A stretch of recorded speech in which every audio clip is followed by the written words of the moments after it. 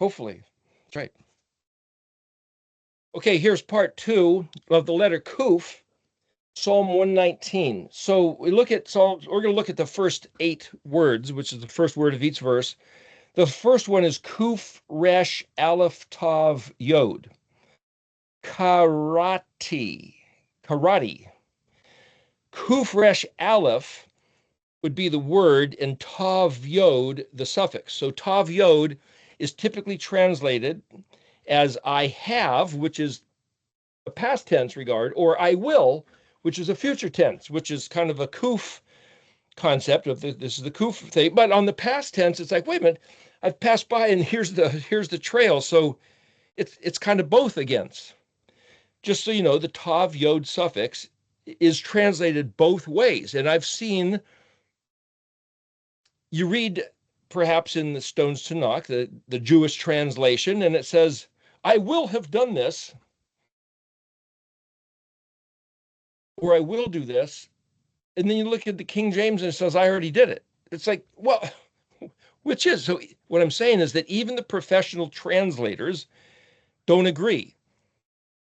So for me to sit here and look at this, it's like, well, which side am I going to go with? The Jewish side, the King James side? It's not a matter of which side. I'm just trying to look at the words.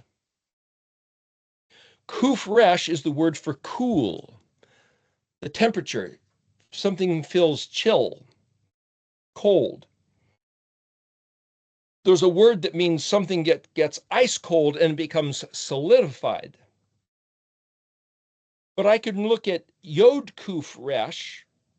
There's no yod here, but I can put one of the mechanisms is to put various other prefixes and various other suffixes and look at the word to see what's called the derivatives. If I put a yod kuf resh there, and it means to be enhanced in value, to be precious, dear, of a great regard that you might not have had before. Well, Kuf Resh Aleph as a word means learn how to read the scripture. It also means to be called or assembled or invited to a meeting or invited to a dinner, invited to a banquet. Kuf Resh Aleph. Somebody calls you over to their house. But then right in the middle of this word is ALEF-TAV. And the yod suffix, if it was just the yod, it can mean my. ALEF-TAV yod is sometimes translated me, just like that word ALEF-VAV-TAV yod that we just looked at in Jeremiah 31 is translated me. So the translators, or even if I see it in Klein's dictionary or Strong's Concordance, that's not necessarily the end all. That's not necessarily the definitive meaning. So part of the task of doing this is to say, okay, I can look at the meanings of the letters. I can look at the meanings of the words in the dictionary, the concordance, the lexicon, or I can look at the pieces of the word, the 2-letter, the 3-letter. I can look at Kuf Resh. I can look at Resh Aleph Tav. Well, Resh Aleph Hey, Tav would be a different suffix which is dropped in, perhaps meaning plural. Vav Tav is a plural, but you'll see quite like Torah, Tav Vav Resh Hey. Quite often it'll be Tav Vav Resh Tav. Well, what's the Tav? It's the plural of Vav Tav. If Tav, Hey is the feminine suffix, so Tav Vav Resh Hey is Torah. Tav Vav Resh Tav is Torot, or is it Torot? The Vav is not there, but it's implied that it's a plural of Torah, your instructions. So you have to sit there and say, quite often you'll see the word Tav Vav Resh Tav Kaf. So it's your Torah instructions.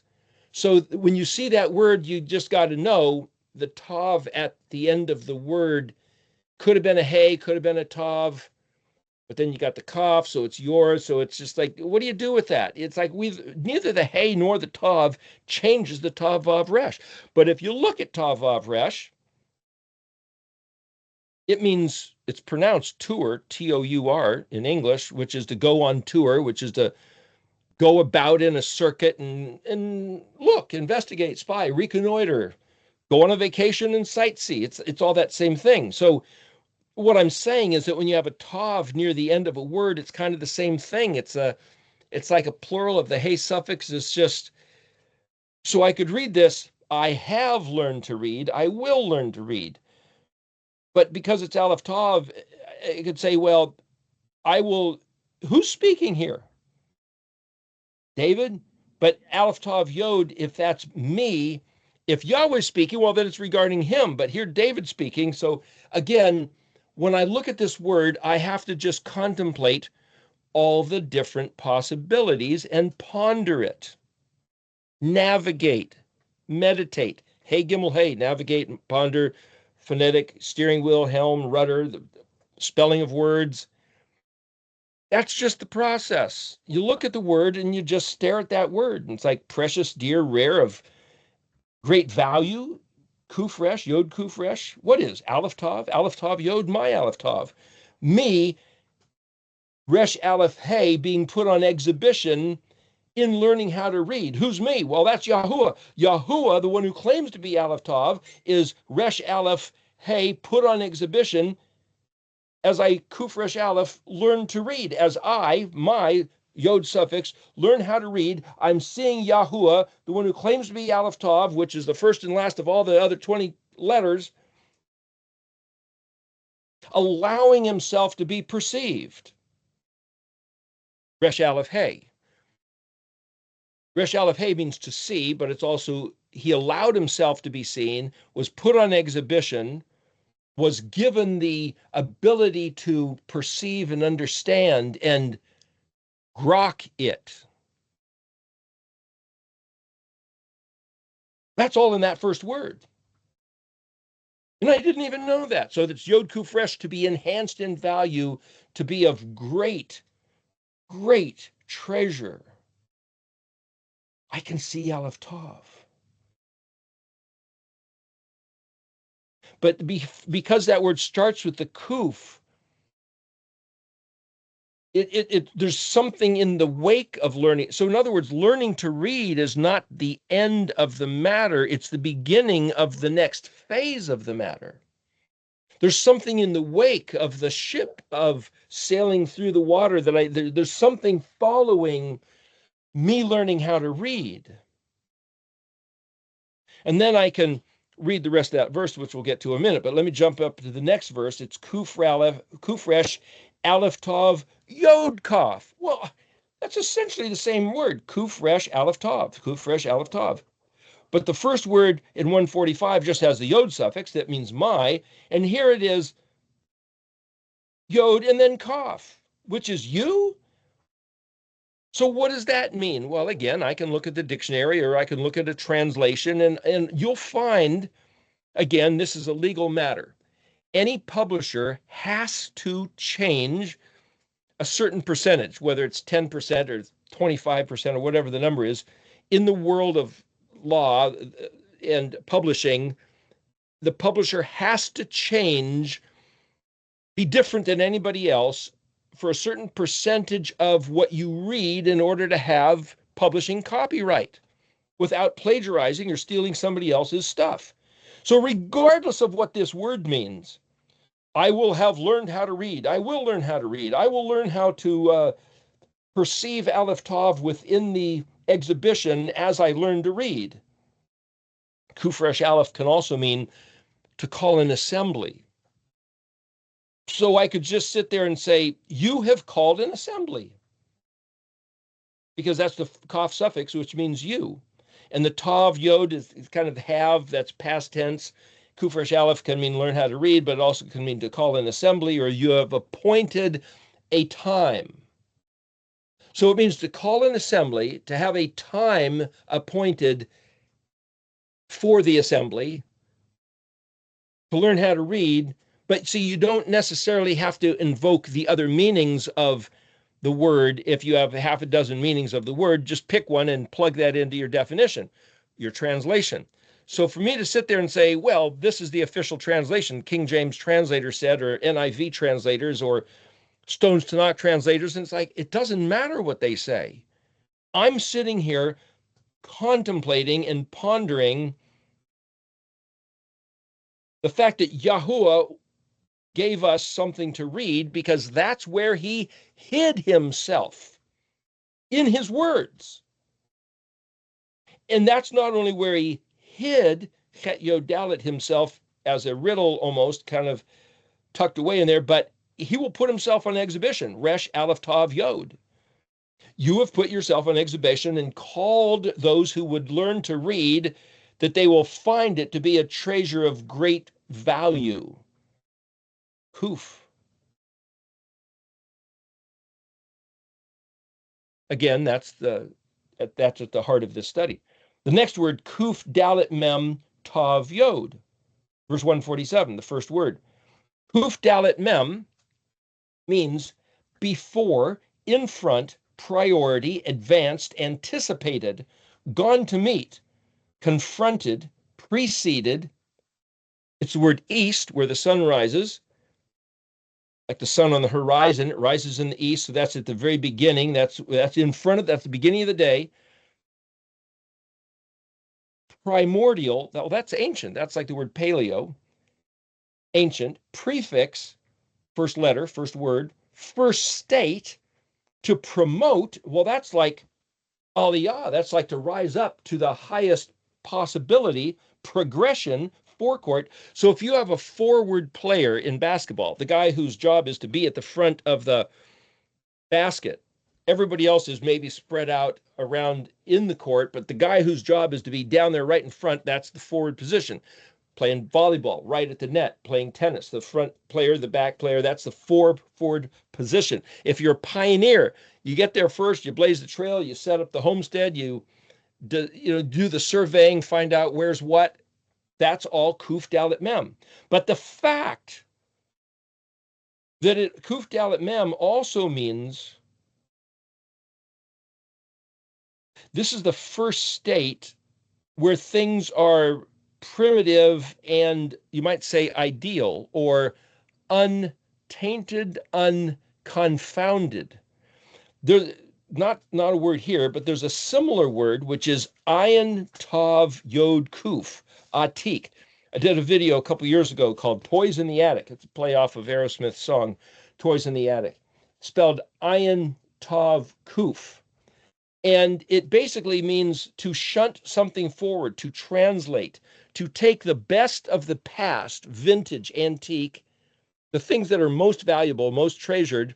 Everything else gets thrown into the dump. But those things which are the greatest, you bring forward, put them in the attic, ATK sound, Ayin Tav Kuf. And then generations later, they're brought down for reuse when they're valued for their antiquity, for the usefulness, for their artistic intrigue. But so Ayin Tav Kuf is similar to Kuf Dalet Mem in that it's a regard for the primordial, the ancient, of being of great value, even though in the interim between the first generation and the later generation, there might have been a time of disregard, like we don't need this stuff, we got some new stuff happening. But then later on, somebody will go back and say, hey, how about that? So you look at Deuteronomy 30. When all these things have come upon you, the blessing and the curse that I've told you about, then you will take it to your heart. Well, he's talking about the future generation, that would be us, who goes back and we look at these ancient first words that we were given, paleo, or even just the words written in Hebrew that Moshe had, and you will take them to your heart, and you will return to Shuv, Shabbat, Shin Bet Tav, to these matters, to these words. Has that happened yet? If the new covenant has happened, then Ephraim, all 12 tribes together, Ezekiel 37, will take the matters of the Torah to their heart and do them, walk in his ways. There's a few other verses, whether we have time to bring to attention. I'll see if I can get there, but it's the concept of him saying, you will do my chok and my mishpat. Well, chok is translated law. The word debarim is matters, stipulations, words, but the word chet kuf is the actual law, the Constitution. Imitate, it also means that he wrote with his finger and engraved into the stone if there was ever a word for law, it's chet kuf. And he says, you will do, you will want to do, you'll walk in my ways. It's like every time you hear somebody say we're under grace, not law, it's proof that hasn't happened yet. Or it did happen and they're just completely wayward, rebellious, satanic, adversarial, wandering astray and want nothing to do with it. But the people who say we're under grace, not law, really want to be his people and want to be walking in his ways. I've heard their heart saying so. So all I can say is, whoever's talking, oh, it's the end of the world and it's all over. And no, it's not. You're trying to distract us from coming back to be in the kuf zone. And I say kuf zone because you look at the definition of kuf again, and if you hold a pin and pull a string tight and swing the pin in a circle, you create a circle, a zone, using the string as the radius. If you change the length of the string, make it a little bit longer, and draw a circle, and then change the length, make it longer, draw another circle. Now you're drawing what we recognize as a target. Unlike the other half of the menorah, you got these concentric circles. That's kuf. Kuf is a tight string. Kuf is a zone. Kuf is essentially the design of a target. So when you have the Zadi Mishkan pattern representing the Ark of the Covenant in the place called the Kadosh Kodashim, in other words, the 10 Commandments were put into the tables of stone that Yahuwah's finger was wrote on, put into the Ark of the Covenant, and they were sitting in that space called the Kadosh Kodashim, the Holy of Holies, the most sacred of all places. That room was also called the Dabar, which is the word. Above that was this pillar of fire at night, pillar of smoke during the day, and it filled over the top of the camp. And so it sheltered the people from the desert sun during the day, and the pillar of fire provided a light over the camp at night. Well, that's the picture of the kuf over the zadi, the mushroom shape rising up in a column and spreading out over like an umbrella shape, like a helicopter view, an overview sheltering over. So when Yeshua said, Jerusalem, I would have taken you under my wings like a hen does with her chicks. That's that same picture. Helicopter view, mushroom shape, umbrella, hen with the chicks. He said, but you wouldn't have it. So there's this rebellious attitude of whatever he meant by that. We just don't want it. We want his grace. We don't want his law. And it's like, you want his grace. Chet nun is the word grace, which means encamp, which means to participate in the benefits of the chieftain of the camp, warlord, Khan, Khan, like Genghis Khan, that's the word chen, known as grace. So here, we want to come in and have you protect us and have you give us a place to stay and provide us food and shelter, but we don't want to do anything you say? Is that grace? Chanani, chet nun, yod nun, or chananit is the word daisy, which is to say this beautiful, delicate flower. He wants us to be his daisy, coquette, graceful, charming, but not do what he says. See, there's this distorted voice that says we honor him by receiving his grace, yet do not do anything he says. And it's like, if you don't do what he says, I don't think we're going to get his grace. Because if you look at the way that it's all designed, that's what this is all about.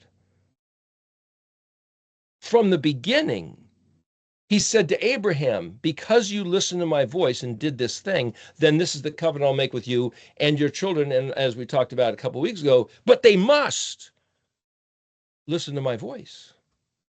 That's the imperative demand. I was talking to somebody the other day, and they said that their particular reference of belief, there's basically only two matters. Do no harm. Well, that's pretty good. Do no harm. Don't squish a bug if you don't have to. Don't get mad and injure somebody, don't slander your neighbor, don't steal his stuff, don't do any harm. What does that mean? Well, you have to give it definition. And then do what you will. Do no harm and do whatever you will. That sounds pretty nice. That sounds pretty good. Do whatever you want, but make sure you're doing no harm. Okay, do whatever I want. But see, that's not the Elohim of Israel. That's not Yahweh Zavot, because Yahweh Zavot said, you will not make idols of other gods. You will not have imagery of other deities and yoke them to my face, as if I didn't show you my face, so you're going to invent a picture of my face or something which makes you feel good about my face, and then give that a regard as if it was me. Don't do that. I'll do whatever I want. No, you're not going to do that. And the word matzah, memzadi hey, or memzadi aleph, or memzadi vav tav, matzot, press, squeeze. Now you're pushing me. Now back off a little. Find out how to do what he said to do. Do whatever you want is the direct opposite of find out what he said to do. So now I'm just making a distinction. Don't do any harm and do whatever you want. Sounds nice. Sounds free. But it's not Yahweh's vote. And if I choose to say, well, I don't want a God who's going to push me around and tell me what to do, find another God then. Or don't even believe there is a God. Don't do any harm and do whatever you want to do. But that's not being the Obed, the worship servant of Yahweh Zavot, the Elohim of Israel, who you call Adonai, which is my master, which means, hey, I'm subservient to you, and whatever you say, I'll go do it. That's the implication of the word Adonai, or Baal, Bet Ayin Lamed, also translated Lord. Lord, the one who gives the command, and I'll do whatever you say. So somebody who does not acknowledge that there's a deity figure telling you what to do has that, call it the credo, do whatever you want. Do it thou wilt. Another way to say it. But you see, the first state, Kuf Dalet Mem, is for us to go back and say, what did he say in the beginning? In the Garden of Eden, Ayin Dalet Nun. Do whatever you want, except don't eat from that tree. It's like, now there you go. You just wrecking the party. If he would have said, do whatever you want, you're free to. But he stuck the tree in the garden and said, now it's like, see, he was identifying himself by the master and commander of your liberty right out of the gate with Adam. Adam and Hua. Do not eat from that one tree. And he put it there on purpose because if there was going to be any conflict, that's what it would be. I told you to do something and you disobeyed. I know of somebody, some parents who decided that their son, they would never tell him what to do or what not to do. It's kind of an experiment, and it's like, well, let's see how the son turns out. Well, an interesting experiment, I suppose. But imagine that's not Yahuwah. As a matter of fact, he wrapped his identity up in the guy as he created everything. He created it wonderful, and then he goes and he just, let's just say, desecrates right in the middle of the banquet table. Don't eat that. Really? Hey, I'm the boss. Really? Yeah, really. So there's this conflict of law versus grace, even back there. Grace, do whatever you want. Law, don't do that. And so for somebody to say, well, our Lord and Savior is the guy who gives us such grace, there's no more law. The law of love, the law of liberty. Is that Yahuwah Zavot, the Elohim of Israel? If it's not, then it's an Elohim Achrim by design, by definition. And if he says, Kadem, go back to the beginning, before everything got confused and twisted around, and say, who did he reveal himself as? And then figure that out. Again, in verse 48, it's Kuf Dalet Mem Vav. Well, the first one in 147 is Kuf Dalet Mem Tav Yod. I have gone back to the beginning, or Dalet Mem is the word dam, which is blood, which is similarity. It's also silent. Is there a silence? Is there a similarity that I'm supposed to go? Well, the word het kuf means to imitate. So I could say, well, the word law, het kuf, which means to imitate, it also means engraving. So he wrote with his finger his words. Though they're silent, they're written. His voice told us, and the words were similar to what he spoke, the same thing that he spoke. And then Dalet Mem is the word for blood, similarity, silence. Well, if I'm going to similarly imitate his words, I'm going to obey his law. And if the blood of Yahusha, Dalet Mem, bought us something, what's in the wake? What's the kuf view of that blood?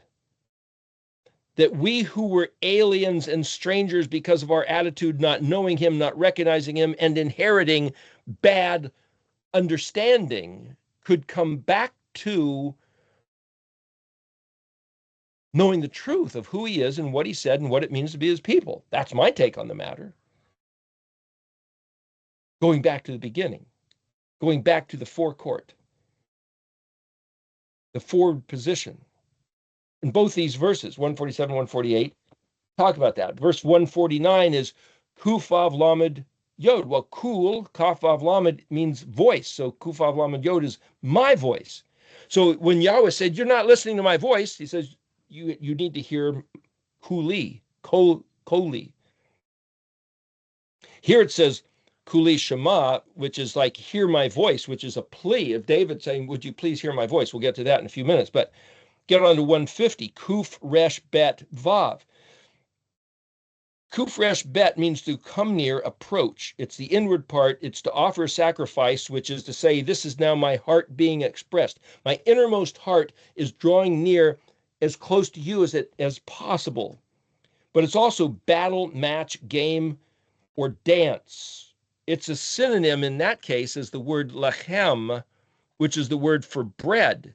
You sit at a table, break bread, draw near with those of a similar relationship, belief or genetics, family. It's a close relationship. A dance, a game, two teams from the other side of the city come together and play a game, football, baseball, something like that. That's Kuf Resh Bet. Verse 151, the same word again, Kuf Resh Vav Bet. So see what David's doing here is he's using the same word again and again. Approach, befriend, in the midst, near, close, approximately, battle, war, tango, brought near, inward part. Kuf Resh Vav Bet, you look in the dictionary, it means a prayer from a cantor or a reader of liturgy, meaning somebody who's leading the worship service, like a worship leader, song leader. Going to get up there and sing and help everybody drop your other thoughts and attitudes and draw near in worship. That's Kuf Resh Vav Bet. 152, here's that word, Kuf Dalet Mem again. Antiquity, East, original, primordial, pioneer. Well, what happens after the pioneer? Everybody else. So I happen to live here in a place called Oregon City, which is the end of the trail. 150 years ago, pioneers came from the eastern side of what's now the United States, across the plains, across the Rocky Mountains, and landed here on the west coast of the North American continent.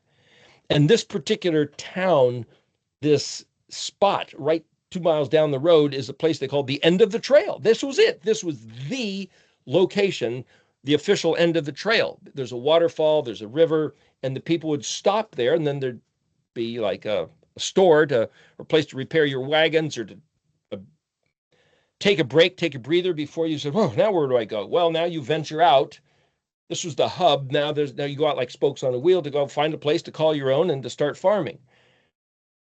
Live your life, set up a business. This was the place. Well, that's kind of like, is that the Kuf Dalet Mem or is that the end of it? In other words, is it the end or is it the beginning? The end of the trail was also the beginning of the new life. So again, to look at these Hebrew words, it's like, what's it trying to say? So let's just look at them real quickly again. Learn how to read. I did learn how to read your ALEF-TAV from the beginning, from the forward position. You hear my voice. See, this 149 is David saying, I'm listening to your voice. I learned how to read. So I understand the way this works in the dynamic of the covenant relationship is that if I don't listen to you, you can't listen to me. But now since I'm listening to you, I've learned how to read from the very beginning. Now you listen to my voice. That's 149. And then draw near. It's like this whole attempt was to draw near the dynamic of the relationship, which he says twice, and then kadem, once again. Well, if you look at the second word, yod dalet ayin tav yod, dalet ayin is knowledge, yod dalet ayin is yada, which is a personal relationship, the experience of the personal relationship. So my whole life I've heard, Christianity, again, to pick on that, just that's my legacy, you might say, my experience. It's not about religion. It's about a personal relationship. It's all about having a personal relationship with Jesus Christ. Well, that's what these words are talking about. Kadem yadati. I have this yada, personal relationship with Kadem. The original antiquity primordial pioneer. Well, that's Jesus, isn't it? Isn't he the guy that started this whole thing off and was, 2,000 years ago, the beginning of that whole new covenant? So can't I look at these two words and say that's like having a personal relationship with Jesus Christ? Yeah, but what does that mean? How does that work? Well, some people get to fly up into the heavens and do this and that. Other people talk to him and have affection for him and hears from him and this and that. I know one guy that would hear a voice and he'd turn around and he'd see Jesus standing there and he'd talk to him like a real person, like just standing there talking to him. I've never had that experience. So I can't deny that he had that experience. Other people I've known have talked to people that disappeared and, hey, was that an angel? And it's like, I haven't had that experience either. But I can look at his words. Hey, let's look at what did David actually say. Verse 145, Kufresh ALEF-TAV Yod. I will learn to read, but call love with all heart. And it doesn't say with all my heart. It says with all heart. Well, that's kind of like full throttle. I will learn to read passionately, enthusiastically, right now, all the way. So see, it's an adjective of how he's going to learn to read, not just saying, I'm going to do it with all my heart. It's not lavi, it's love, bakal lav. Anani, ayin nun nun yod. Well, ayin nun hey, see, nun yod is the suffix. It means I'm engaged in the action present tense, whereas tav yod is either past or future. Nun yod is kind of like right now, this is my doing of ayin nun yod, which means obsession, or ayin nun nun can mean cloudy. In other words, this is thick. This is full throttle thick. Picture stepping on the gas and a big cloud of exhaust goes up because you're just going for it.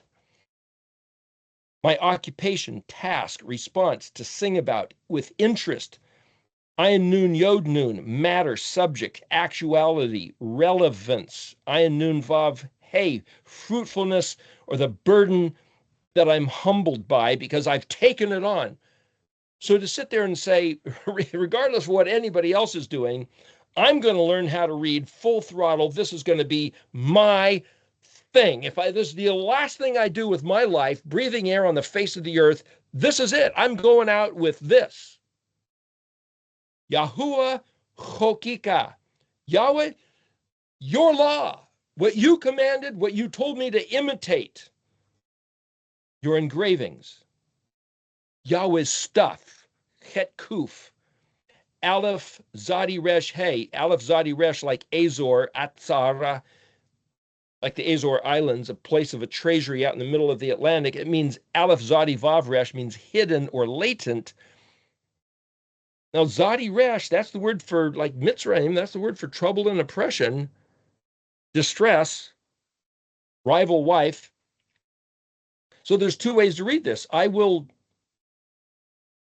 bring trouble upon myself, or I'm gonna store this as my only greatest treasure, regardless of the trouble it brings. Rival wife is an Aleph Zadi Resh. My wife says that some people have told her that she's a paleo widow. I spend time and attention looking at these words, and she is forsaken or left languishing.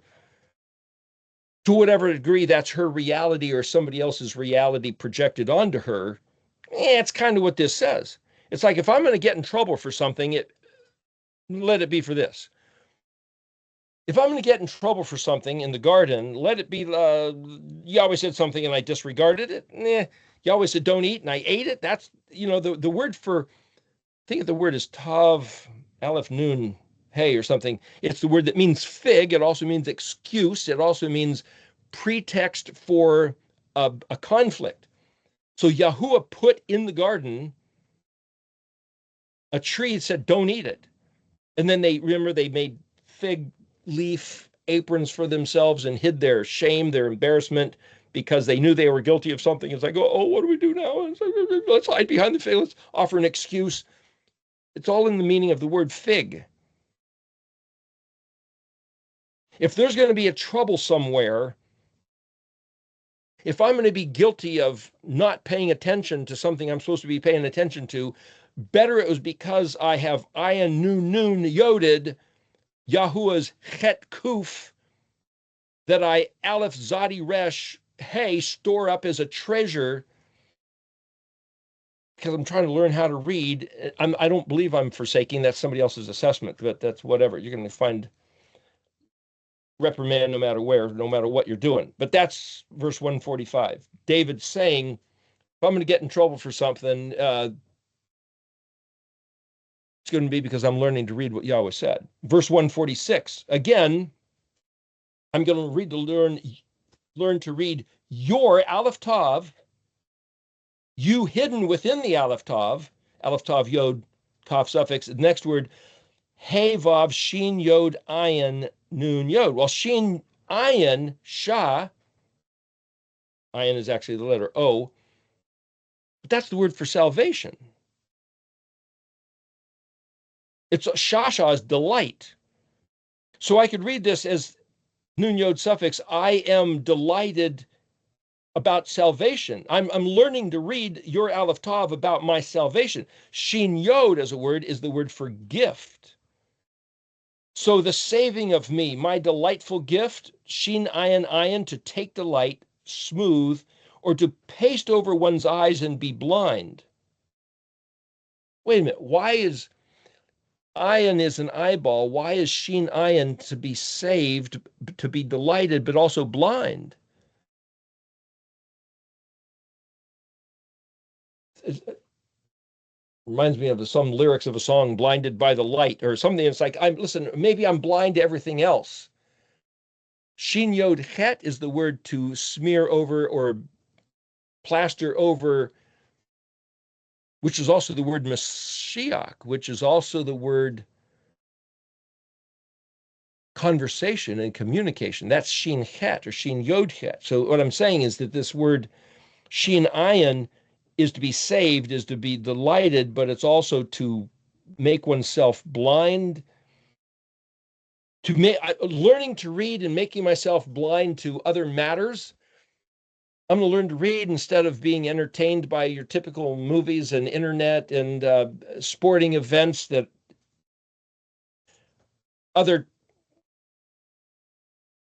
what do they call them? Like Johnny Carson and David Letterman. They're not around anymore, but they, used to sit up late at night and watch those things, and they'd banter and talk and funny stuff. And it's like, was any of that productive? Was any of that actually useful? Isn't this better? Well, should I blind myself to that? Vav Aleph Shin Mem Resh Hey. Well, Shamar means watch, keep guard, and remove the dregs. Aleph prefix, Hey suffix.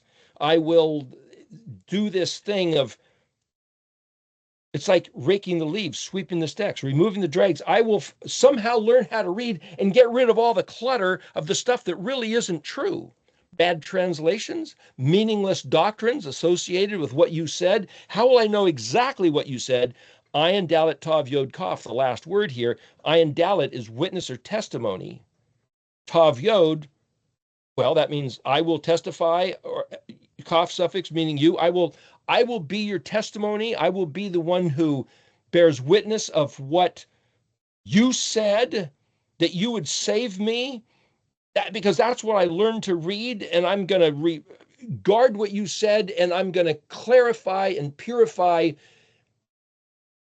what your words mean, not necessarily believing the dictionary, the concordance writers, the doctrines, the preachers, the Talmud, I'm going to make this my obsession. Again, that's what David is saying, and that's not necessarily the end of the matter. That's the beginning of the matter, so that then I can be doing it.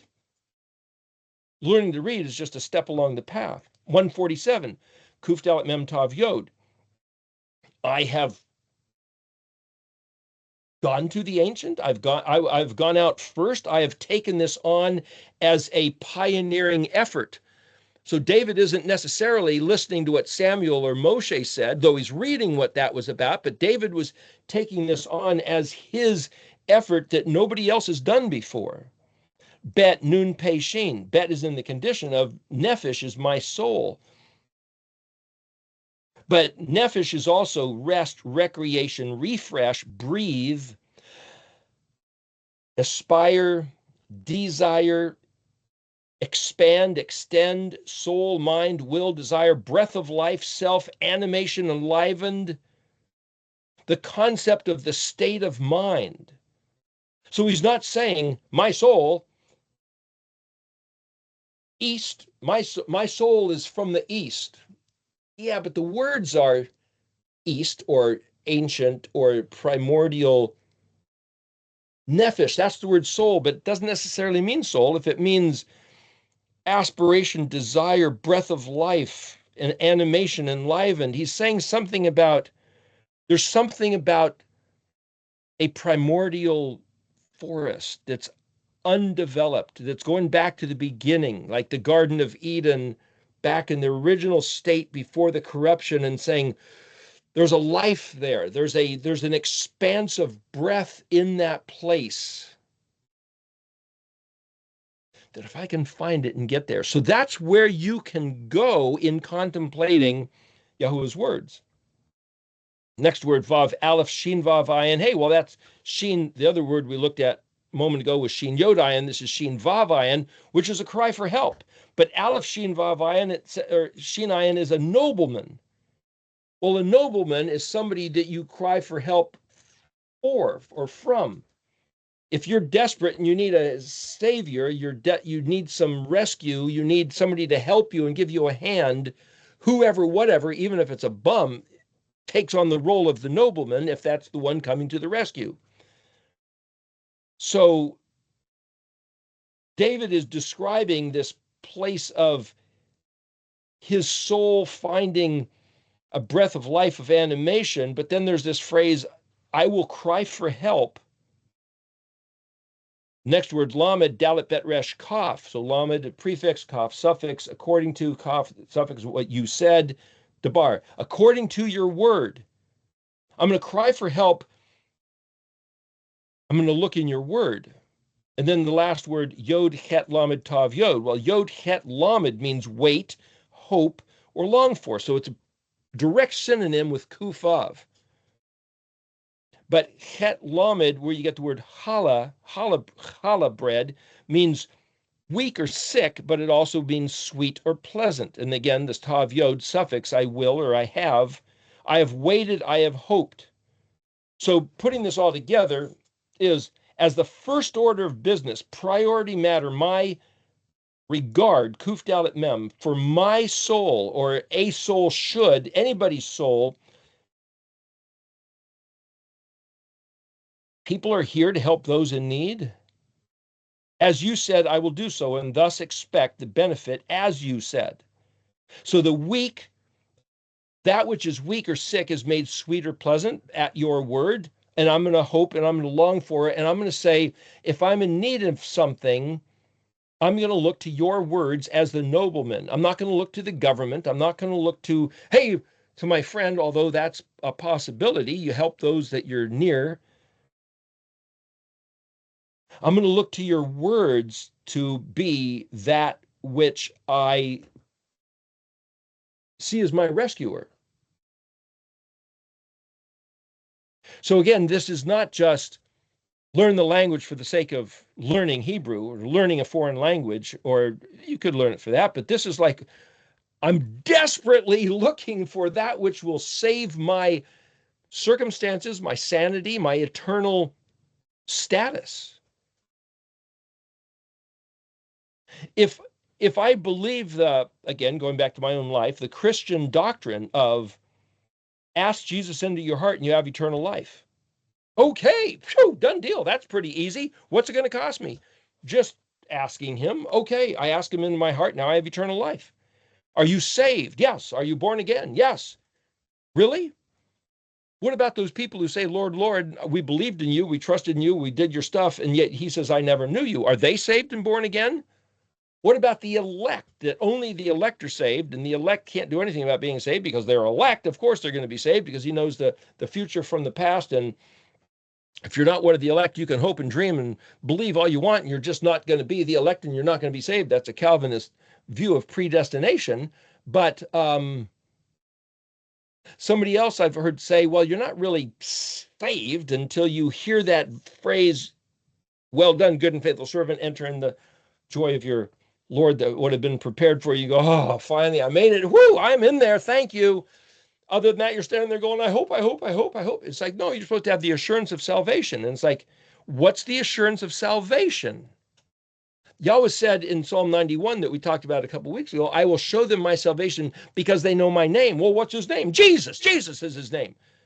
That wasn't his name. It isn't his name. And whatever Jesus represents is not the same as the name Yahuwah, Zavot, the Elohim of Israel, otherwise known as Adon, my master, who tells me what to do.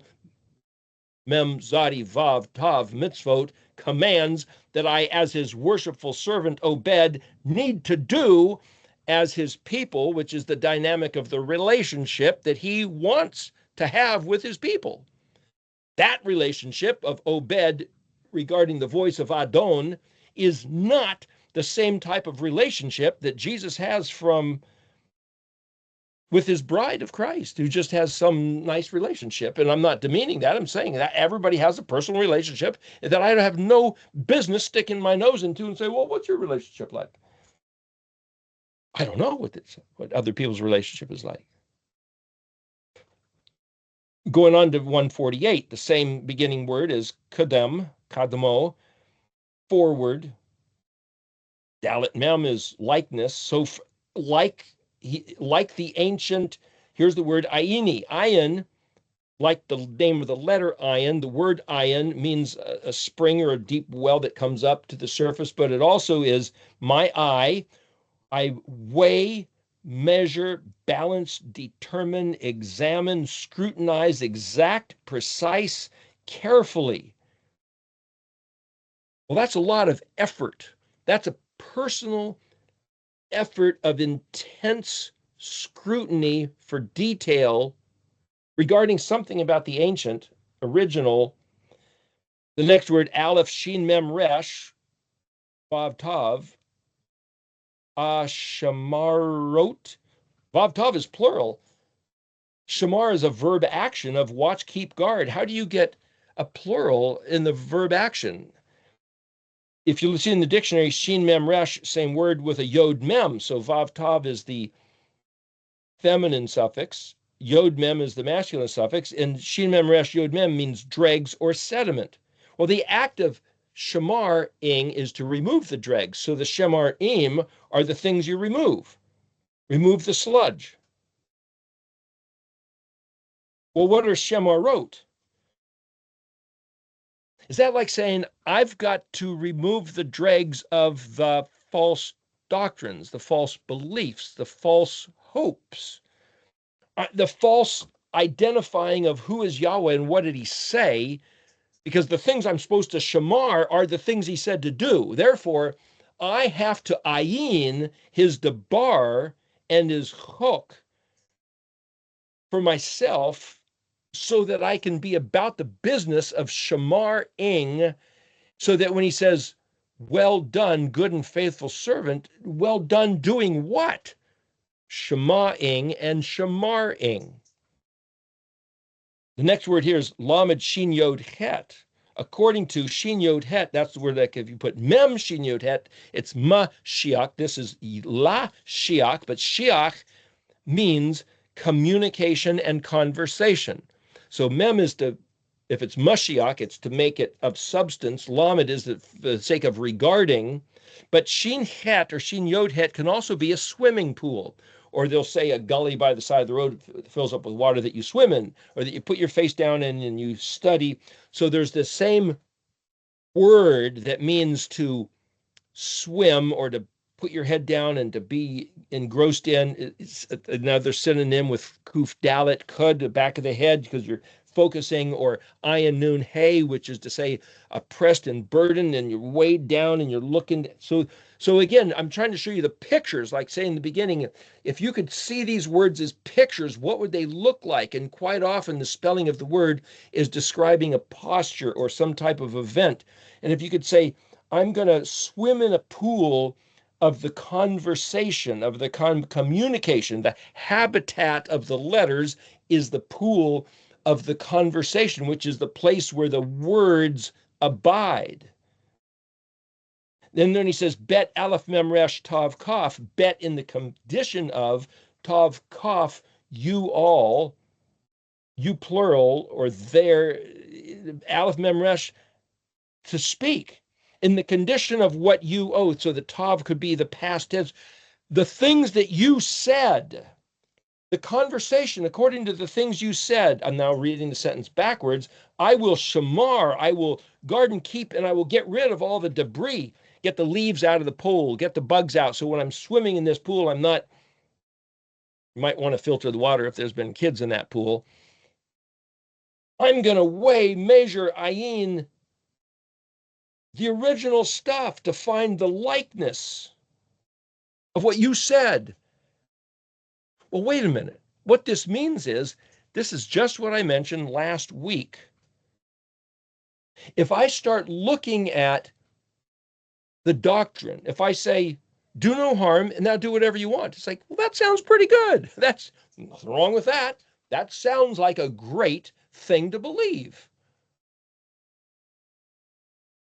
Who can find fault with that?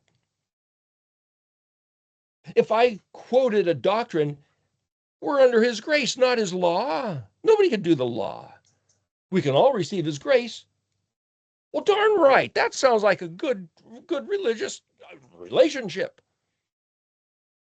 I'm not going to even try to find fault with that.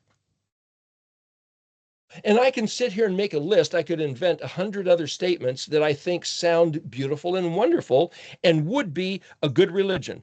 In fact, I want to believe in God, a God who, and then I'll sit there and write the descriptions of a God and say, that's the guy I want to believe in. In fact, I'm going to believe in him. That's my God. Yeah, but is it Yahweh Zavot? Yeah, I'm going to call my God Yahweh Zavot, and that's him. Yeah, but what did the real Yahweh Zavot say? Doesn't matter what he said. This is my God, and I love him with all my heart. He looks just like who I want to be. He's the guy I want to spend eternity with. Yeah, but does he say the same things that Yahweh Zavot, the Elohim of Israel, says? Oh, I'm under grace, not law. I don't care what the Elohim of Israel said to the Jews a long time ago.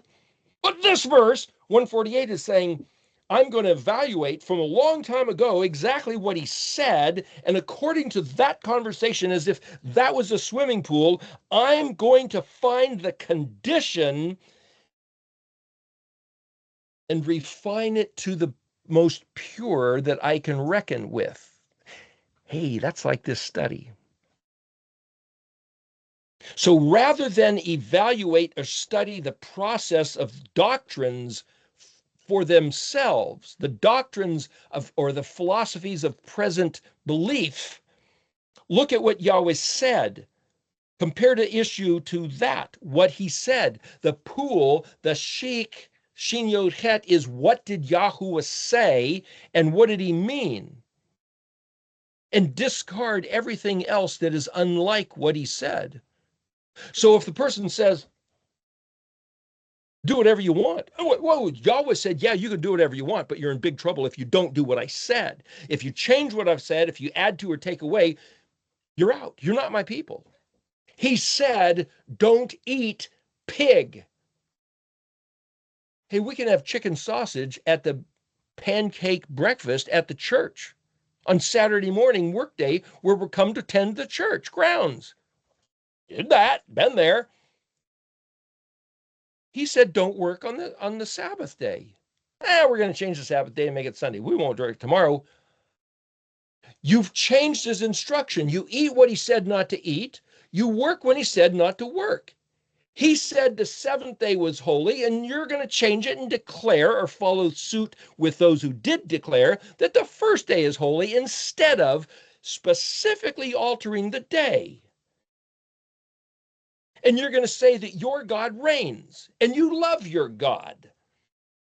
Well, that's nice. You have that affection, but that's not what Yahweh said. So therefore, that's not Yahuwah Zavot, the Elohim of Israel. It's a different God by definition, Elohim Achrim. And the first commandment in Exodus 20 and in Deuteronomy 5, Anoki Yahweh Eloheka, I am Yahweh your Elohim.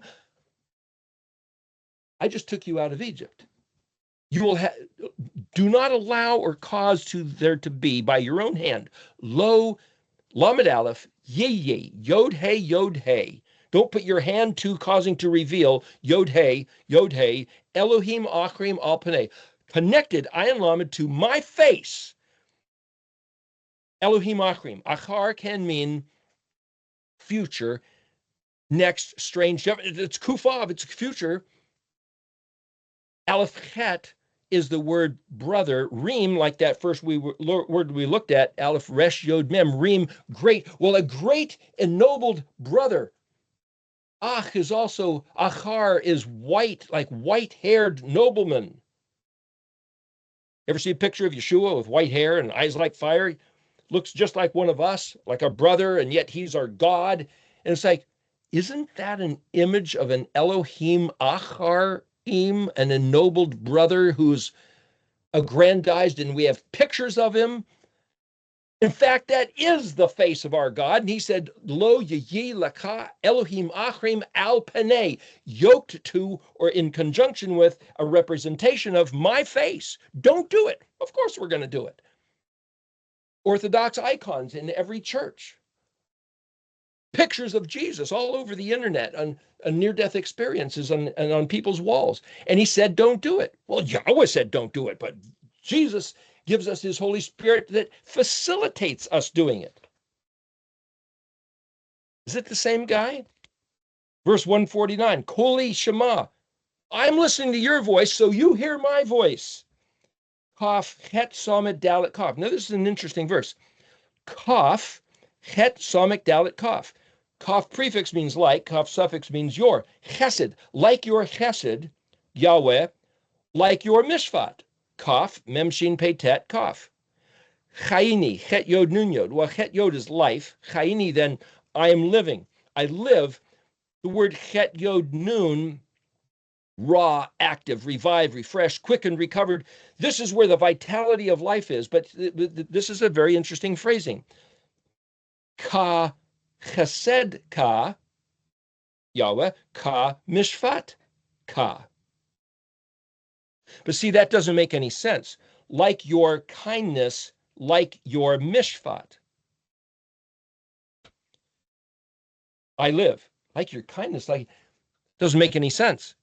Now, there's a phrase in Genesis 1, the first day it says, and he separated Ivdal Elohim bin ha'or ubin ha'chosek. He separated Elohim between the light and between the darkness. See, it's a Hebrew phrasing. We don't say that in English. He separated between the light and the darkness. He's separated between the light and between the darkness. So might be an idiomatic syntax where it says, like your chesed, like your mishpat. Well, what's mishpat? Mishpat says, whatever goes around comes around. If we don't listen to him, he can't listen to us. If we do listen to him, he does listen to us. And as David is saying, I know that if I want your grace, if I want your kindness, your forgiveness, your compassion, your mercy, your chesed, chetzomic dalit, it works just like your mishpat, that it has to be reciprocal. So the beatitude that says, blessed are the merciful, chesed or chen, so that they will receive mercy. I have to be doing something so that you will do the same something. That is mishpat. Balancing of scales. We talked about this in previous weeks. To understand that that's what mishpat actually is. Mishpat is also translated as justice or right ruling, but the right ruling is a man's ways returned on his own head. So whatever we do is returned upon us. That's the balancing of scales by which I live. So David previously, he's saying, look, I'm going back to the original kadem of your voice. So now here in verse 149, Koli Shema, hear my voice. And he knows that he will, because that's the mishpat. There's no option. It's not like, can I tug on his ear, tug on the hem of his robe, get his attention? Hello, please. Hello, will you please listen? Will you please listen to my voice? Will you please pay attention to me? What do I have to do? Do I have to like disrupt something like a little child who breaks something because the parent won't pay attention? Is that what we have to do to get his attention? Listen to his voice. That gets his attention, because he says elsewhere, you don't listen to me, I can't listen to you. See, he's describing the mechanics of the universe. You want him to hear your voice? Would you like him to hear your prayer? Then in that proverb he says, he who turns his ear from hearing the Torah, even so, back at you, your prayer is an abomination. It doesn't work. What's the word abomination? It doesn't work. It doesn't flow. It's like a tumor. It's like cancer. It doesn't function properly. There's another verse very interesting that plays into that we'll get to in a few minutes. But moving along here, here's verse 150. Kuf resh bet, come near approach, from the inner parts, resh dalit pei yod. Well, that means pursue, chase, persecute me. It means synonymous. It means right on the heels with. It's kind of like the wake of the ship right after the motor propeller forms the bubbles. That is right there, right on the heels of. It's like dalit bet or dalit bet kuf, a bear claw grabbing, running right after you, being pursued, chased. It means to strive eagerly to reach, flow rapidly, or driven away. Zion mem hey, a plan, a decree, an evil scheme, but Zion mem means mumbling or buzzing. It's like, oh, what are they talking about? It's conspiracy theories, And it's like, that's Zion mem hey. Come near, approach, battle, war, close relationship, pursue, chasing, striving eagerly to reach, evil schemes, buzzing. Mem tav vav resh tav kaf. Mem is the place of, there's that word tav vav resh tav, tortaka, your Torah. But tour, like I mentioned earlier, means to reconnoiter, to spy out, to tour, to search, or to find.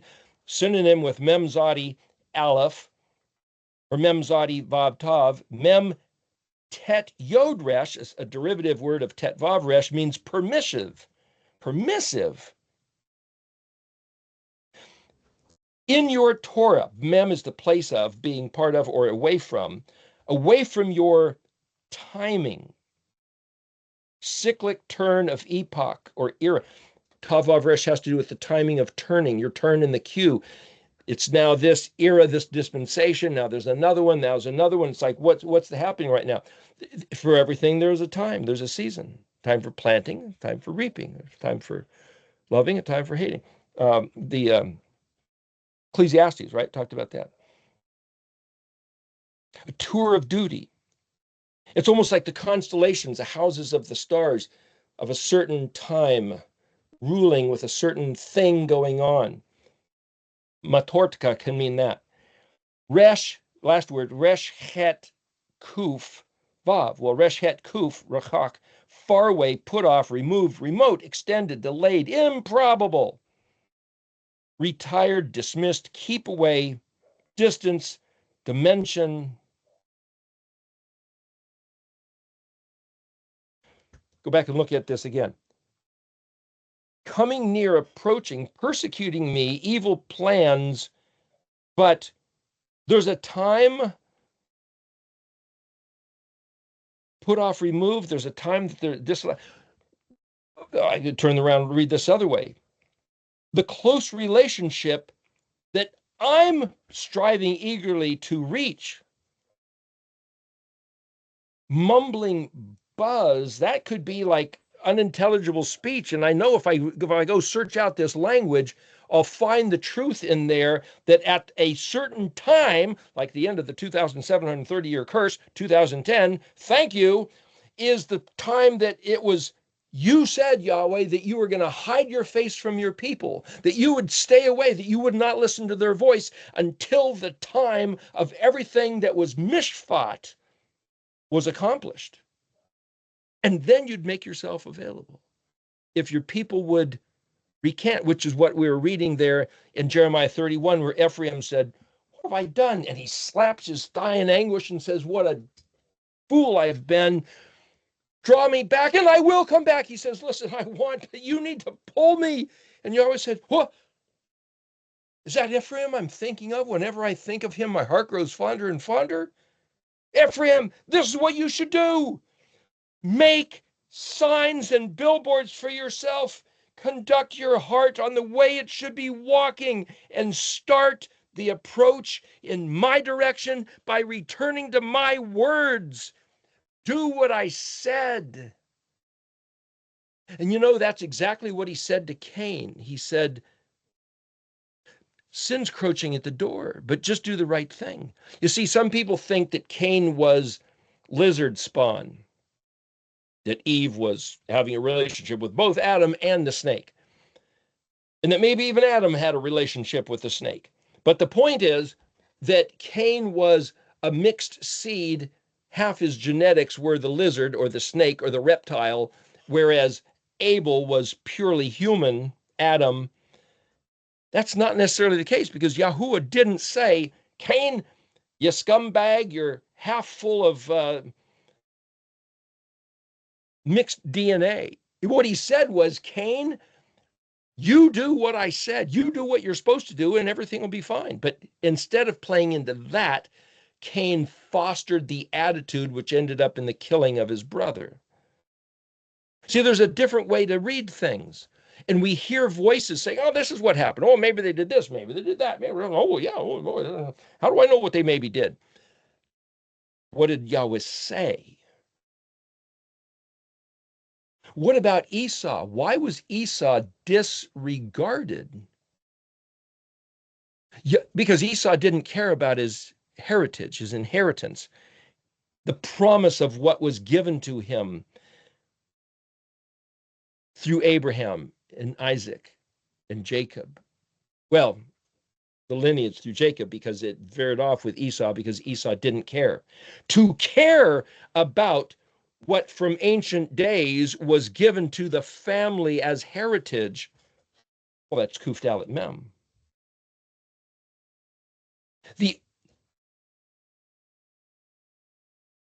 Whether or not the enemy succeeds is depending on the Torah of Mishpat. Is that what this verse is saying? In other words, is it just like if the stars align, the enemies will succeed, and if they don't, then we'll succeed? It's like Yahweh said in another place, he said, Israel, don't be bamboozled or befuddled or bewildered, or don't respond to the stars. That's for the other nations. You respond to my voice, Israel. So if Israel responds to the voice of Yahuwah, then it goes well. The other nations weren't given the voice of Yahuwah. They could turn and become Israel and proselyte, sojourner, and respond to the voice of Yahuwah. But if they don't have the voice of Yahuwah, then they've got, the timing of the stars. But we're not subject to that. The underlying foundation of refuge, chesed, is this, well, basically the systematic engineered mechanical gears and levers is how do we keep away, rachak, the evil, the enemies, the nature working against us. Listen to Yahweh's voice. So the enemy can mess with nature, weather modification, and yet if Israel listens to the voice of Yahweh, they got nothing. It'll fall apart and come backfire on them. See, it all boils down to Israel has to listen to the voice of Yahuwah. That's the whole thing. Verse 151, draw near, approach. Atah, you, Yahuwah. Atah, Yahweh. If David is saying, Yahweh, you please draw near to me, and all your mitzvot are truth. You see, in the previous Zodi section, it said, all your Torah is truth. And here it says, all your mitzvot are truth. Verse 142 said that your Torah was truth. Well, your commands, your mitzvot, are truth. So basically, the idea that the mitzvot, the commands, Yahweh built the entire universe like a system, an engineered structure. Think of gears and levers and a mechanical apparatus. You touch this and that happens. It's got to, because that's the way it's built. And then Yahweh gave Israel commands, do this. Don't do that, do this. Don't work on the seventh day. Don't eat this food. Do the things I told you. Help the widow and the orphan. Don't be a jerk to the stranger, the poor in your midst. You were strangers and poor in the land of Egypt. Remember that? Okay, don't mistreat the stranger among you. Okay. Whether or not I know it or believe it, what he built is a trustworthy system that can be analyzed. It has credibility. And YHUH said that faith is the catalyst. It's kind of like epoxy. It has two parts. You mix this chemical with that, and all of a sudden it makes something happen. So YHUH said, believe, have faith. That's Aleph Mem Nun about Aleph Mem Tav. The last word here is Aleph Mem Tav. Your mitzvot are truth.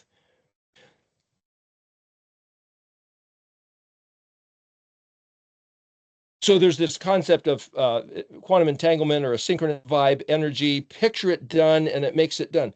Hope is that active, kufav is that active. I'm going to picture the reality as if it was the reality. But if I imagine a reality that isn't the reality, then my hoping is nothing. It's void. It's vain. But if I can read what Yahweh said and picture drawing near his ALEF-TAV, being approaching as a friend, as me being his friend, me being his Obed, I'm going to do what I hear you say you want your people to do. You want your people to read? I'll read. You want your people to not work on Shabbat? I'm not going to work on Shabbat. You want your people to not eat pork or shellfish or whatever doesn't have fins or scales, or don't eat scavenger birds? Okay, I'm not going to do it. And if somebody says, yeah, but Paul said we could, it's like, well, who's Paul that I should listen to him instead of listening to the voice of Yahweh? Well, Jesus said we could. YHUH would not have said that, because he only says what he hears his father saying. He's not doing his own thing. That's what he told us. So I'm going to believe then that where it says, I think it's in Matthew, somewhere around 15, I think, where he says, it's not what goes into your mouth that pollutes you, abominates you, makes you unclean, and what's come out of your mouth. By saying this, he declared all foods clean. Well, pork isn't food. Clams and oysters are not food to his people.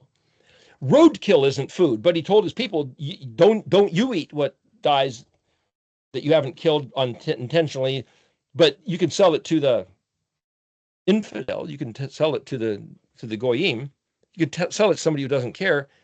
What are we getting when we go to the grocery store? Man, nobody cares. It's just food. Just eat it and shut up. It's not what goes in your mouth. It's like, wait a minute. There's a distortion going on. What did you always say? Verse 152. The original of antiquity of the East, I have personal experience, Yadati. And then here's Mem, Ayin Dalet, Tav Yod Kaf. Ayin Dalet, witness and testimony, but Ayin Dalet Tav can also mean communally, like the word Moedim, the communal get together of the festivals of witness. Mem ayin dalet tav yod kaf. But mem ayin dalet can mean also cause to stumble, slip, and fall.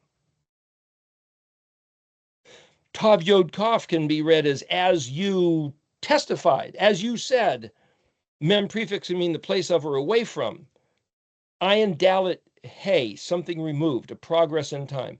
Ayin dalet vav yod, pregnancy. Ayin dalet nun, refinement, luxury, Eden. Ayin dalet yod, choice, best, ornamental, jewel. Ayin dalet yod tav, choicest soil. Ayin dalet nun, again, time period, like time times and half time, or hitherto. It's a progression in time. Ayin dalet vav dalet, encouragement, still yet. Ayin vav dalet, return, repeat, again and again, repeatedly, forcefully, duration, continue, warmed, affirm solemnly, strengthen, restore, help, support, relieved, already. It's also the word for loot. So here, this thing about ayin dalet is like, how many times do I have to tell you? It's the same thing again and again. It is what the matter is about. It's what the community of being his people is about. It's who he is by what he said. The personal experience, having a personal relationship, because then it goes on to say, Ki leolam yod samik dalet tav mem, ya said tam. Well, if it was chesed, that's het samik dalet, but this is yod samik dalet. So samik dalet is the hidden foundation. It's like essential, pivotal, fulcrum, hinge, because forever, tav yod is like they, plural, yod, he will. So again, it's like trying to read the words and say, what's the prefix, what's the suffix, what is this saying? Something about a hidden foundation that's eternal. He will is the yod prefix means he will, is tav mem mean they, plural. They will what? But I could say, listen, Yahweh, you set something up for your people. That's communal, to regard as a witness and testimony. It's your Torah, it's your chok, it's your mishpat. And to do it is zadikah, which is righteousness and victory. You made it a foundational yet secret. Samik dalet nun is a workshop, anvil, chopping block, axle. It's everything is on what we do regarding these matters, like amad basodi. The amad is what stands on what? The foundation. What's the sod? What's the foundation? Essential, pivotal, fulcrum, hinge. What Israel does matters. What Israel hopes for, believes, puts his attention to matters. It's forever. Well, then that means that the teaching, see, if that's true, then the teaching that, hey, we're spiritual Israel, we'll have to do what he said. Physical, carnal, material Israel was rejected, and so they're offcast, and they got to go through the tribulation because they rejected Jesus. But we're spiritual Israel. We don't have to do anything, he said. We're the bride of Christ because we accept Jesus. Is that true? That's what's taught, but is that true? If it's leolam, yasad, it's a foundation forever. Then if somebody else says, our God did away with that. Our God says we don't have to go back and regard those words, those matters.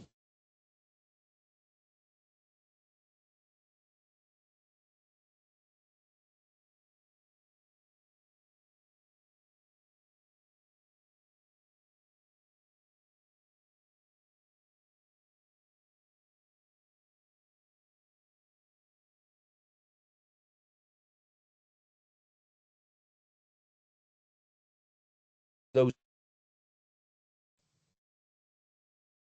My computer said something went wrong. Are we still going? It looked frozen for a little bit, but yeah, we're still on. How many minutes do we have left? We're just about over. Okay, so here, let me bring a few matters up.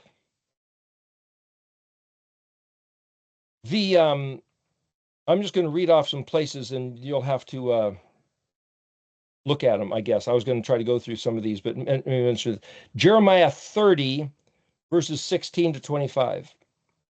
Isaiah 45, verses 18 to 25. Isaiah 48, verse 18. Isaiah 54, verses 13 to 17. Ezekiel 36, verse 27. Isaiah 61. Here, let me read this thing. Is Zechariah 8, 13.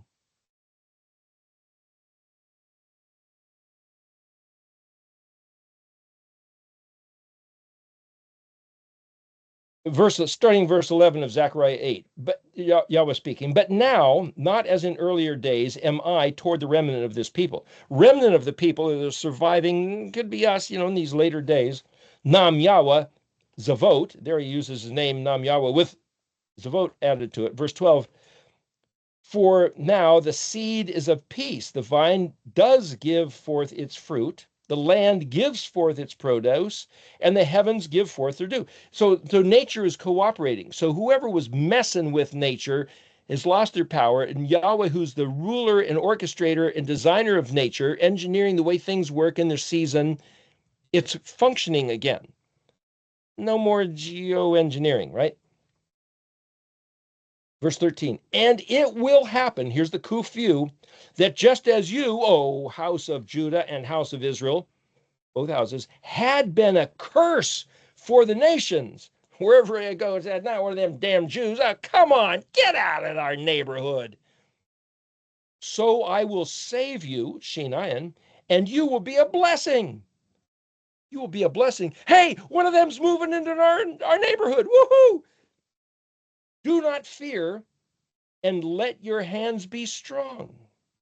For thus says Yahweh Zavot, just as I had planned to bring misfortune upon you when your forefathers angered me, says Yahweh Zavot, and I did not relent from doing so, so have I turned back these days and planned to benefit Jerusalem and the house of Judah. Do not fear. These are the things you should do. Want a game plan? This is what we should do. Speak the truth with one another, and in your gates judge with truth, justice, and peace.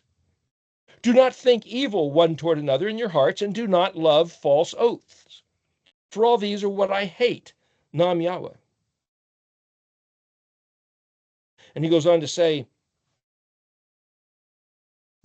about the next verse, thus says Yahweh Zavot, the fast of the 4th month, the fast of the 5th and the 7th and the 10th, I don't know about those fasts, those are not the typical Moedim, but he says, will be to the house of Yehuda for joy and for gladness and happy festivals, love, truth, and peace.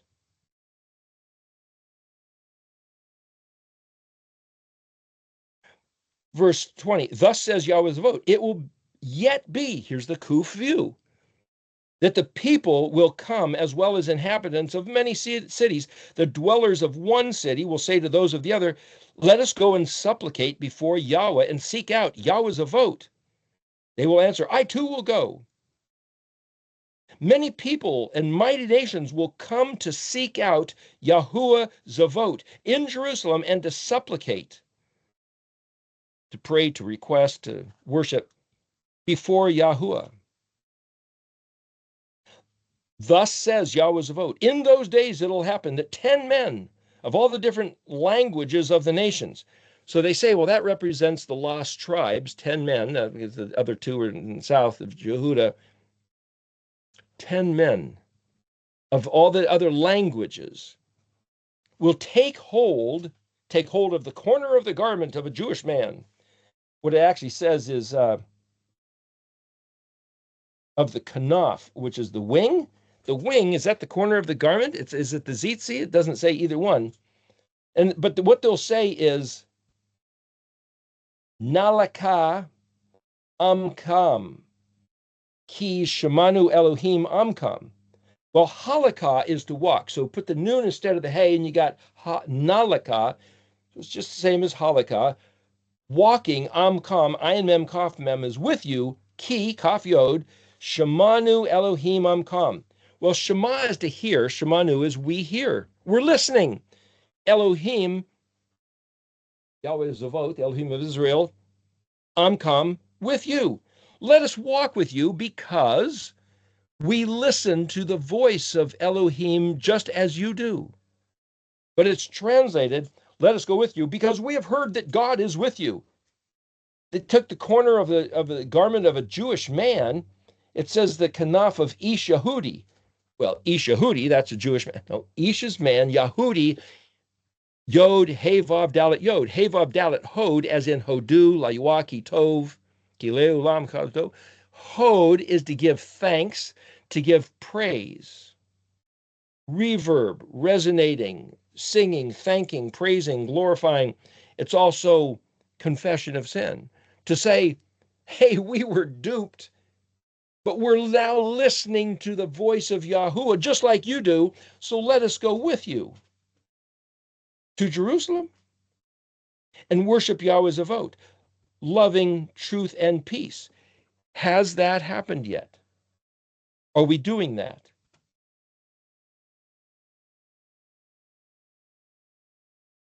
Verse 6 of Zechariah 8, thus says Yahweh's Avot, just as it will be wondrous, wonderful, that's the word Pele, could also be the word Nun Samik, in the eyes of the remnant of this people in those days, so it will be wondrous in my eyes.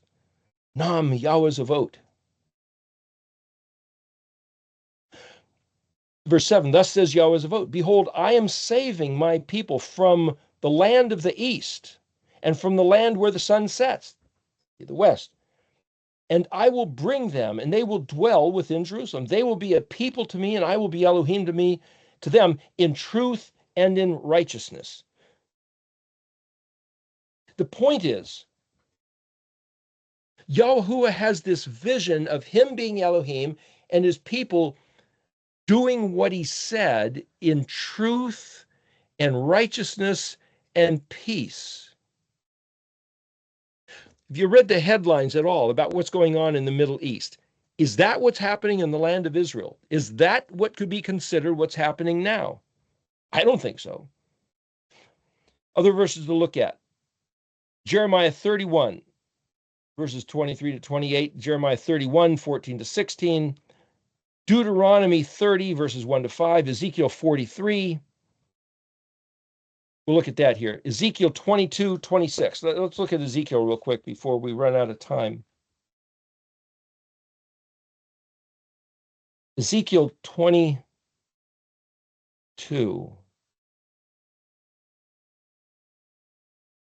The guy on the internet goes by the name of Balaam Sass, S-A-S-S, was writing an article about this. Verse 25, Ezekiel 22. There is a conspiracy of her prophets in her midst. Who's he talking about? We back up. Verse 23, the word of Yahweh came to me saying, now he's speaking to Ezekiel, son of man, say to her, you are a land that has not been cleansed, that has not yet been rained upon on the day of fury. So he's going back and saying, how do we cleanse the land by the people's behavior? There's a conspiracy of her prophets in her midst. So in other words, the muttering of evil schemes of the prophets, so they're not real prophets of Yahuwah. They propose to be, they seem to be, they go under that title, but they're not really his. So here's fake prophets in Yahweh's congregation of his people. Like a roaring lion that tears its prey, they have devoured souls, they have taken away treasure and worth. They have increased widows in the midst of the land, in the midst of. So here are enemies of Israel under the guise of being the teachers of Israel that have come into Israel given regard as, oh, this is a pastor, this is a prophet, this is a priest, this is a prophetic prayer warrior. But they came to ravage and take advantage of Yahweh having his back and his face turned away from his people because they won't listen to his voice. And they have come to rob treasure and worth and have made widows. People have died. Verse 26, her priests robbed my Torah. What does that mean? Took away its regard? took away the words of the Torah as if they don't exist, as if they were nailed to the cross and done away with, and desecrated my sanctities. What that means is to desecrate something is to make something halal, chet lamed lamed. For something to be sacred is to be kadosh, set apart, sacred, of Yahweh's. They took away what's his and they replaced it with other things, like taking away the seventh day and making it the first, taking away the Moedim and giving us Christmas, Easter, and Halloween, that kind of thing. They did not distinguish between the holy and profane, between the kadosh and the chet. No, like it's acceptable if you eat that which chews the cud and has a cloven foot, but do not eat pork and squirrel and lizard. Don't do it. Yahweh said not to. But these guys, the priests and prophets and professors and pastors, have said that it's okay. That's who he's talking about. They did not make known the difference between the contaminated and purified, and they hid their eyes from my Sabbaths, and I became profaned among them. See, these are all the basic issues. What did Yahweh say? Don't worry about it. Jesus died on the cross. You don't have to. Really? Oh, yeah. New covenant. We got a new covenant. We don't have to do anything he said. Yahweh is profaned. Verse 27, her officers within her, which are like the big shots, pastors, prophets, priests, professors, are like wolves or roaring lions, as he said earlier, who tear prey to shed blood, to destroy souls for the sake of unjust gain, the robbery, the pillaging. And her prophets smeared plaster for them. If you smeared plaster, that was that word that I was mentioning, not the word shin yod het. Here the word is tav chet vav, and then the word tav pei lamed, tefillah. Well, that's like the word tefillah, which is like the word psalm, which is like the word prayer. Basically, it means they labored to make them blind by smearing over their eyes, distorted or ruined for them what a right prayer is, hearing his voice, and made it a vain prayer, folly, silly, a subtle twisting. So enemies have gotten into the pulpits, the platforms of the bema seat, of listening to what they say. They know, they're the learned ones. And by reasoning, they've subtly twisted things, beguiled, just like the Nachash in the garden, to the effect that now the laity, the people, see worthless visions and they divine falsehood for them. They say, thus says the Lord, when Yahweh did not speak. The people of the land have perpetrated oppression, robbed loot. They have wronged the poor and the needy and oppressed the stranger without justice. From among them, this is Yahweh saying, I sought a man who could build a fence and stand in the breach before me for the sake of the land. What does that mean?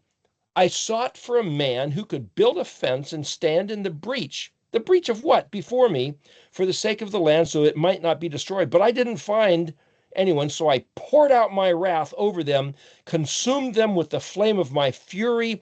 I have placed, in brackets, the consequences of their evil way upon their head. There's what goes around comes around, that he returns man's way upon his own head. I have placed the consequences of their evil way upon their head, the word of, or Nam Adonai Yahweh. So here's the thing, that phrase, who could build a fence and stand in the breach before me, that word is, where'd it go?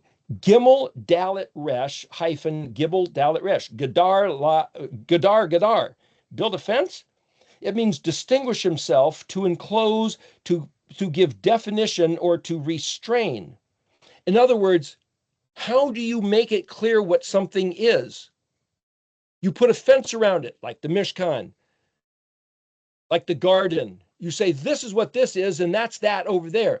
How do you distinguish yourself? How do you restrain your own behavior? How do you put your mind and your heart onto what Yahweh said? Because either he said it or he didn't.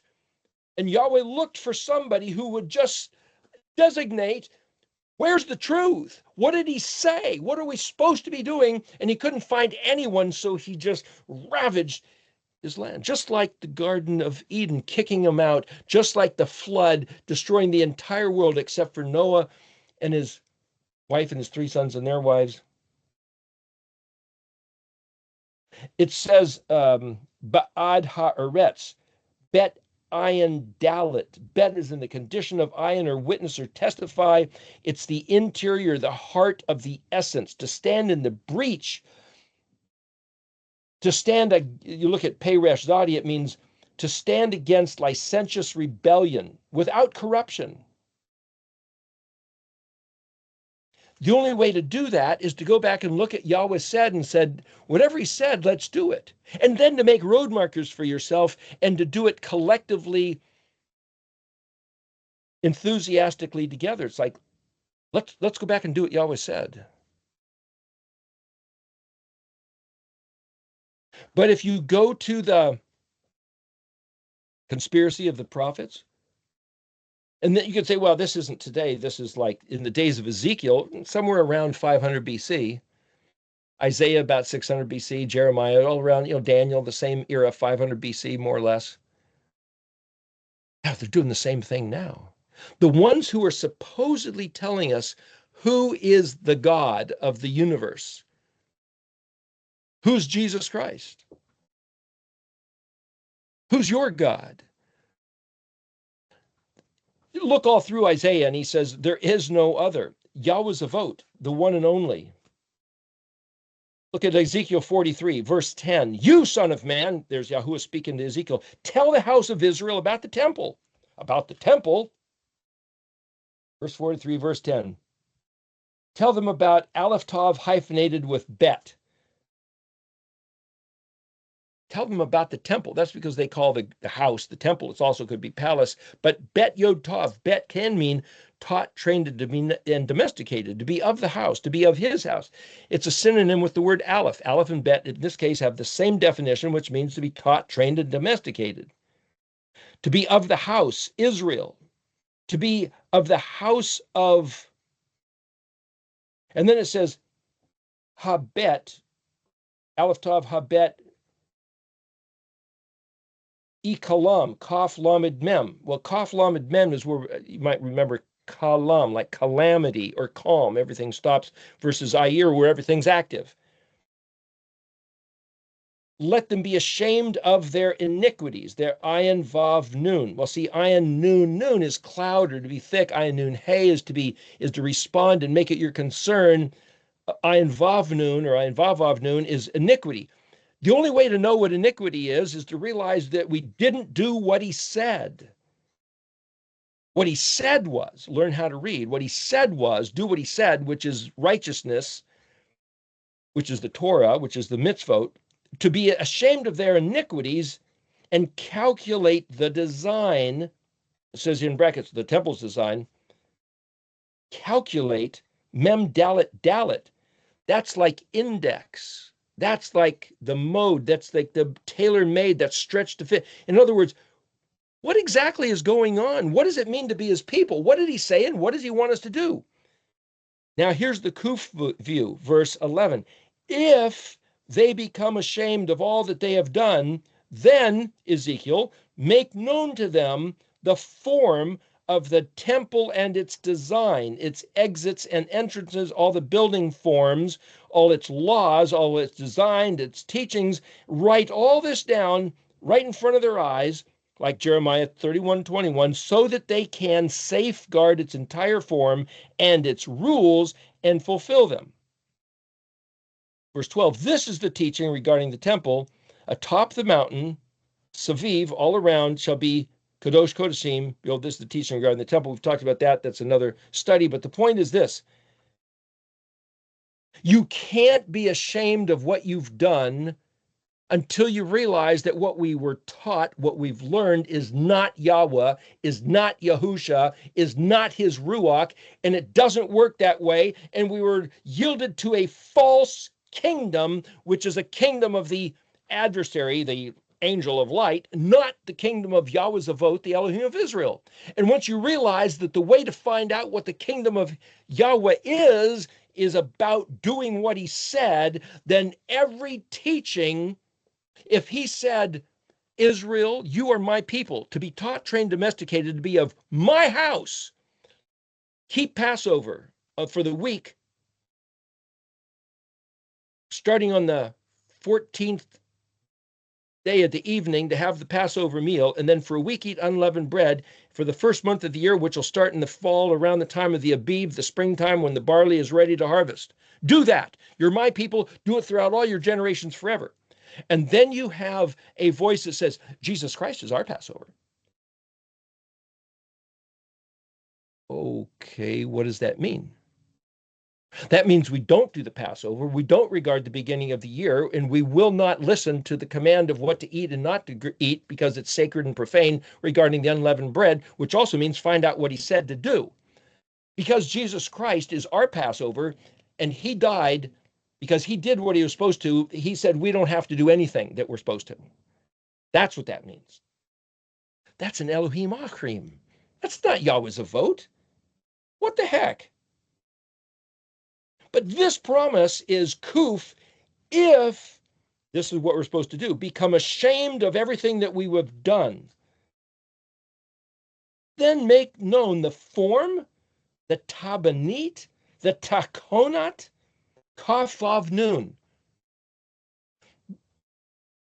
That's like the word canon. That we've talked about this word, tabanit and takonat, numerous times. Kaf nun means yes. It means regulated, adjusted, tuned, timed, ready, prepared, calibrated, everything engineered. What's been engineered?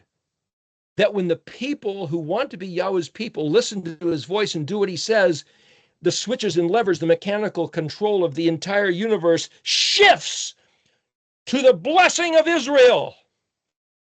And until we do, it won't. And so the voices of the false shepherds and prophets have kept the people who want to be Yahweh's people scattered through the earth, listening to false words, false doctrines, false religious relationship through a fake language. The restoration of the language is going to change everything.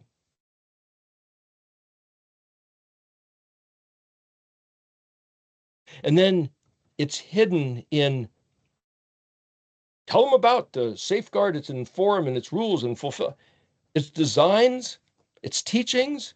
He's talking about the Torah. He's not talking about the temple. He's talking about taught, trained, and domesticated, the house. He's not talking, I don't think he's talking about the temple per se.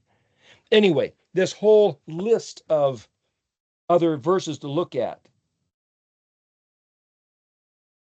you'll have to look at them in your own time. We're around out of time, or maybe we'll look at them next week. The idea of, well, here, let me just mention this as a preparation towards next week. Zechariah 8, 18 to 33. Let me just read that.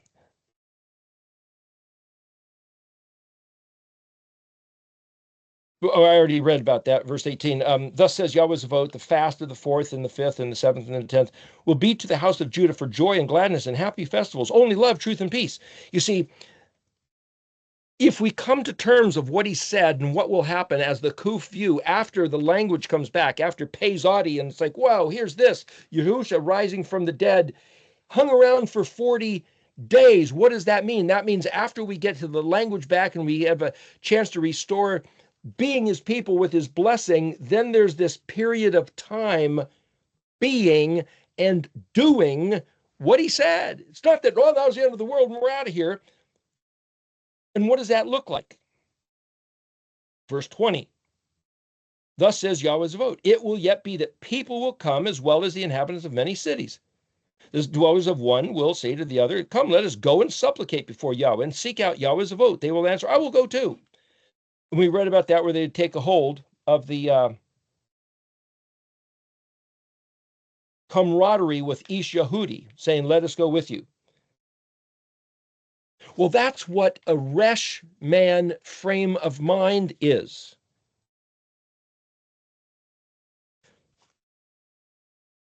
You look down in Zechariah 9, verse 11. Also you, through the blood of your covenant, I will have, see, there's the Tav Yod. Is it I will, or is it I will have? Release your prisoners from the pit in which there's no water. Return to the fortress, O prisoners of hope. Prisoner of hope. Today, too, a second announcement. I will return to you. I will bend Yehuda for me as a bow. I will fill Ephraim with a bow, and I will stir up your children, O Zion, against your children, O Greece, and I will make you like the sword of a warrior. Yahuwah will appear to them. His arrow will go forth lightning, and Adonai Yahweh will blow with a shofar, go forth in southern tempests. Yahuwah's Zavot will protect them. They will devour and conquer the stones of the slingshot. They will drink and be boisterous as from wine. They will be filled up like a bowl, like the corners of the altar.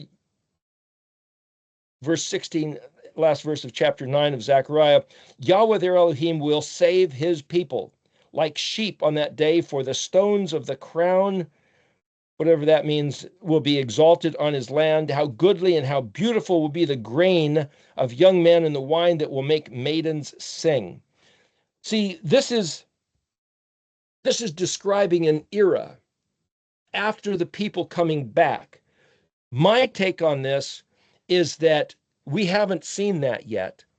And some might say, oh, yes, we did. That was the Tartarian era, which we don't know anything about with. The whole memory of the Tartarian era that you'll see on the internet is erased. And so there's this concept of, wait a minute, what if this already happened? It's behind us. And what if what destroyed the Tartarian era is the devil getting loose, Revelation 21, out of the bottomless pit, and he wrecked it all. And so now that's where we are. And so all these expectations are behind us. I just don't know, because we haven't got recorded history telling us what's already really happened. So when I say it doesn't look like it to me that any of this stuff has happened, maybe it has. I don't know. All I know is today, the present frame of mind is that we have a hope that Yahweh is our Elohim. He spoke. He turned his face away. He hid his words from his people. But regardless of what time it is, it's at least 2,730 years past 721. So at least we got that. I think if they would have calculated that, they would have hidden and scrambled that, in which they didn't. So the people trying to hide the truth. But nevertheless, the only thing we have is, what did Yahweh say? Let's be his people and do what he said. And just like the ring toss game, let's jump on his Gabor and be his hula hoop of his coquette Betula, loving him, dancing in rejoicing that we are his. Kuf, Vav, around the target zone of the central theme, the Gabor. Yahweh's Zavot, the Elohim of Israel. What did he say? Let's do it. Let's dance. Let's turn it into our everything, our life. Everything is about that. How do we be his fantasy girl, his ideal? You know, there's an interesting concept. I'll just mention this last thing. That in this dynamic of the male-female relationship is Elohim, let's call it deity, is the masculine, and earth, humanity, Adam, is the feminine. So the fact that we have male and female humans is kind of a besides the point. It's just a model of the divine and the human getting together. Well, that's like Yeshua, who was supposed to be, all fully God and fully man, or half God and half man. And there's been debates for centuries over what that is. But for him to come to the human, become the human, puts him in the feminine form. So you might think that, wait a minute, how can he be the groom, if the church is supposed to be the bride of Christ, if he's in the feminine form? Doesn't that put him in our status already? And it's like, well, it's just confusing things going on. But the point is, he came down in our condition to be one of us, to say, this is what you should be doing. This is what it looks like. This is the true model. This is the true way of being. And he goes on to elaborate. He said, I only say what I hear my Father saying, and I only do what I see my Father doing. Well, that's the gauge right there.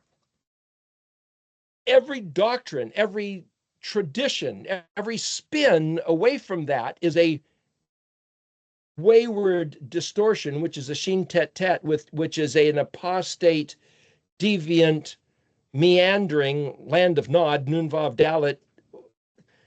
Just happens. What we need to do is go back and look at what he said. And again, I bring this up just to encourage those who are listening and wanting to learn the language as to why should you? Where's the benefit in learning the language? To get back on track. To go back to the original Kuf Dalet Mem of the Ayin Tav Kuf. The sacred, the Kuf Dalet Shin. The reality. And then to say, okay, now we're back because he's allowed us to have the language back. That's Zadi, the Pei Zadi. We got the mouth, the flourishing. And now here we step into Resh. We step into being the people he's always wanted. That's in front of us. That's next week. We'll talk about Resh.